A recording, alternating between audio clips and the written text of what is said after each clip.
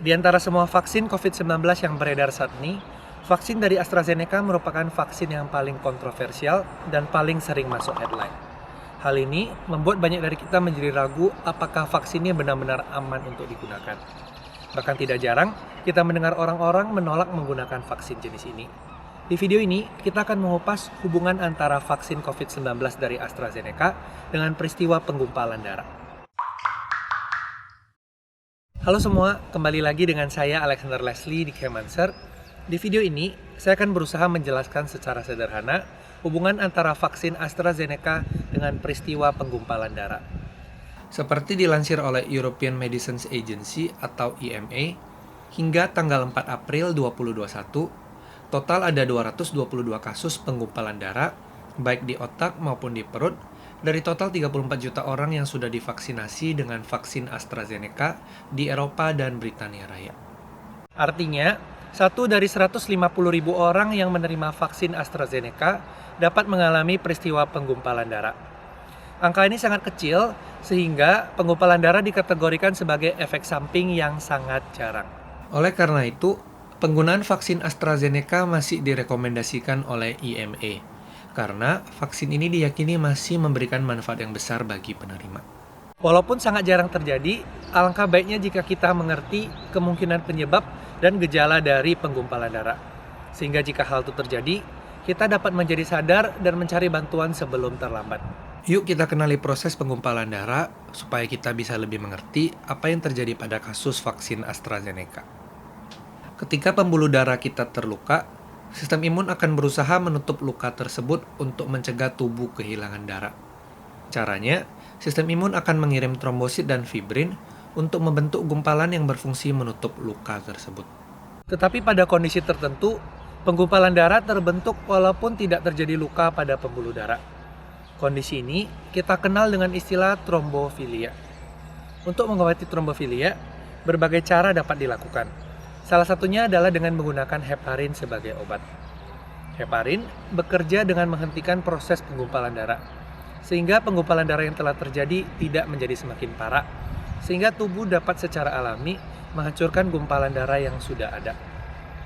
Tetapi pada berbagai kasus, penggunaan heparin justru memperparah proses penggumpalan darah yang sedang terjadi. Kondisi ini disebut sebagai heparin-induced thrombocytopenia, atau biasa disingkat sebagai HIT. Penggumpalan darah ini disebabkan oleh respons sistem imun ketika heparin berikatan dengan molekul faktor koagulasi 4 dalam darah. Selain penggumpalan darah, kondisi ini biasa disertai dengan menurunnya jumlah trombosit dalam darah. Nah, kondisi serupa juga teramati pada beberapa penerima vaksin AstraZeneca, yaitu terjadinya penggumpalan darah dan jumlah trombosit yang rendah. Namun hingga saat ini, belum ditemukan apa yang menyebabkan hal ini dapat terjadi. Yang menjadi pertanyaannya, seberapa bahayakah penggumpalan darah itu? Tubuh kita terdiri atas organ-organ yang senantiasa memerlukan nutrisi dan oksigen. Pendistribusian nutrisi dan oksigen ini dilakukan oleh sistem peredaran darah. Jika terjadi penggumpalan darah, proses ini akan terganggu dan menyebabkan organ di mana terjadi penggumpalan darah mengalami kekurangan nutrisi.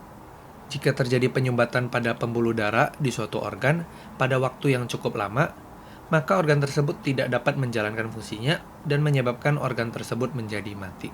Gejala-gejala penggumpalan darah berbeda-beda tergantung lokasi di mana penyumbatan terjadi. Berikut adalah gejala-gejala penggumpalan darah.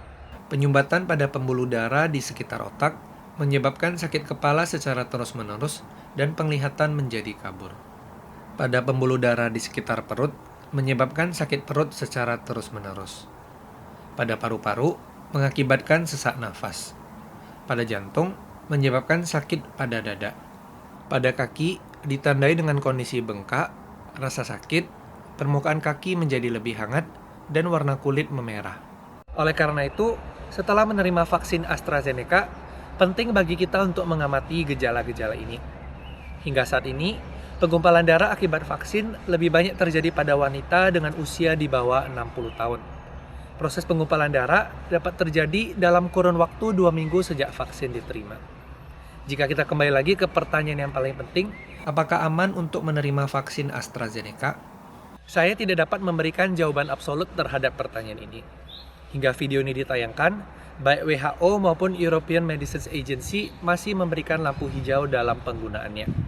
Tetapi tiap-tiap negara memiliki pendekatan yang berbeda-beda dalam penggunaan vaksin AstraZeneca. Ada yang memilih memberhentikan penggunaannya secara total, ada juga yang memilih membatasi penggunaan vaksin AstraZeneca pada kelompok usia tertentu, biasanya di atas 60 tahun, karena belum ditemukan kasus penggumpalan darah pada kelompok usia tersebut. Ada juga yang memilih melanjutkan penggunaannya, karena meyakini bahwa manfaat dari vaksinasi jauh lebih besar daripada risiko yang ada. Hal ini dapat dimengerti karena vaksin AstraZeneca memiliki satu keunggulan yang tidak dimiliki oleh beberapa vaksin lainnya, seperti penyimpanan yang lebih mudah, yaitu pada suhu kulkas 2-8 derajat Celcius.